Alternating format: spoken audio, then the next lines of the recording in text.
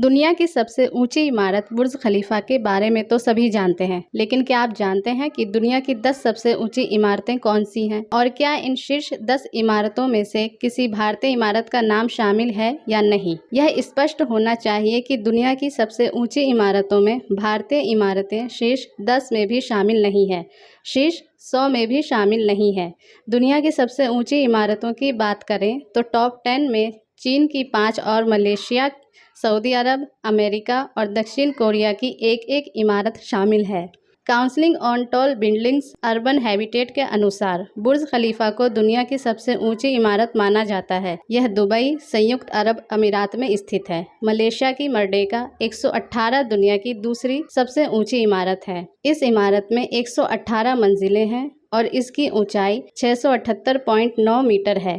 इस लिस्ट में तीसरे स्थान पर चीन की शंघाई टावर बिल्डिंग है। इस इमारत में 128 मंजिलें हैं और इसकी ऊंचाई 632 है। उसके बाद सऊदी अरब के रॉयल क्लॉक टावर का नाम आता है। 120 मंजिला इस इमारत की ऊंचाई 601 मीटर है। चीन का पिंग एंड फाइनेंस सेंटर सूची में 5वें स्थान पर है। इमारत में 115 मंजिलें हैं और इसकी ऊंचाई 599.1 मीटर है। इसके बाद छठे नंबर पर लोटे वर्ल्ड टावर का नाम आता है, जो दक्षिण कोरिया की एक इमारत है। 123 मंजिला इस इमारत की ऊंचाई 541.3 मीटर है। संयुक्त राज्य अमेरिका की सबसे ऊंची इमारत वर्ल्ड ट्रेड सेंटर इस सूची में 7वें नंबर पर आती है और इस 94 मंजिला इमारत की ऊंचाई 541.3 मीटर है। इस हादसे में कुल 2977 लोगों 19 चरमपंथी को छोड़कर उनकी मौत हुई थी। इनमें से अधिकांश लोगों की मौत न्यूयॉर्क में हुई थी। इन 4 विमानों में कुल 246 यात्री